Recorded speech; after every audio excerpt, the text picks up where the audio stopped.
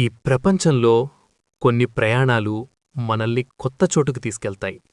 కానీ కొన్ని ప్రయాణాలు మనలో దాగి ఉన్న బలాన్ని బయటకు తీస్తాయి. ఈ కథ నందిని అనే ఒక మహిళ కథ. నందిని ఇటీవలే తన భర్తను కోల్పోయింది. ఆ ఇంట్లో ప్రతి మూల, ప్రతి వస్తువు ఆమెకు భర్త జ్ఞాపకాలను గుర్తు చేస్తూనే ఉంటుంది.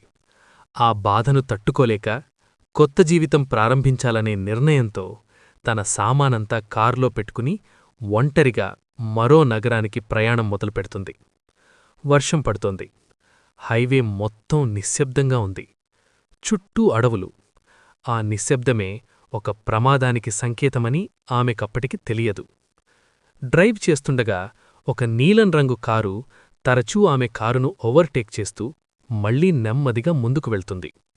ఆ కారులో ఉన్న వ్యక్తి తనవైపు తరచూ చూస్తుంటాడు. మొదట సాధారణంగానే అనిపించినా ఆ చూపుల్లో ఏదో వింత. ఒక పెట్రోల్ బంక్ దగ్గర ఇద్దరూ ఆగుతారు.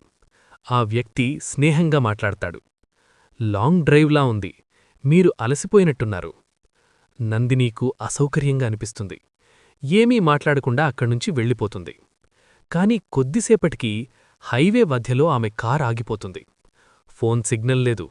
చుట్టూ ఎవ్వరూ లేరు. అప్పుడే ఆ నీలం కారు ఆమె దగ్గర ఆగుతుంది. ఆ వ్యక్తి సహాయం చేస్తానంటూ దిగుతాడు. అంతే. ఒక్కసారిగా నందిని మత్తులోకి జారిపోతుంది. స్పృహ వచ్చేసరికి ఆమె చేతులు కాళ్ళు కట్టబడి ఉంటాయి.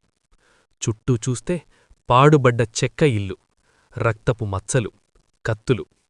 అప్పుడే ఆమెకర్థమవుతుంది, ఇతడు సాధారణ వ్యక్తి కాదు. ఇతడు ఒక సీరియల్ కిల్లర్. అతడు చాలా కూల్గా మాట్లాడతాడు. నువ్విక్కడ్నుంచి బతికి వెళ్ళవు. కాని నందిని భయపడదు. ఒక చిన్న అవకాశం దొరికినప్పుడు తన తెలివిని ఉపయోగించి అక్కడ్నుంచి తప్పించుకుంటుంది. చీకటి అడవిలోకి పరుగులు తీస్తుంది. వర్షం, చలి, గాయాలు. ప్రతి అడుగు జీవితం మరణం మధ్య పోరాటం. మరోవైపు ఆ కిల్లర్ తుపాకీతో ఆమెను వెంబడిస్తుంటాడు. అడవిలో ఒక వృద్ధ దంపతుల ఇల్లు కనిపిస్తుంది. వారు సహాయం చెయ్యబోతుండగానే ఆ కిల్లర్ వచ్చి వారిని చంపేస్తాడు. ఇది నందినీను పూర్తిగా మార్చేస్తుంది. ఇప్పుడామె బాధితురాలు కాదు, యోధురాలు. చివరి పోరాటంలో తన తెలివి, ధైర్యంతో ఆ కిల్లర్ను ఎదుర్కొంటుంది. చివరకు అతడిని చంపి తన ప్రాణాలను కాపాడుకుంటుంది. భర్తను కోల్పోయి బలహీనంగా మారిన మహిళ ఈ ప్రయాణంలో తనలోని బలాన్ని గుర్తిస్తుంది.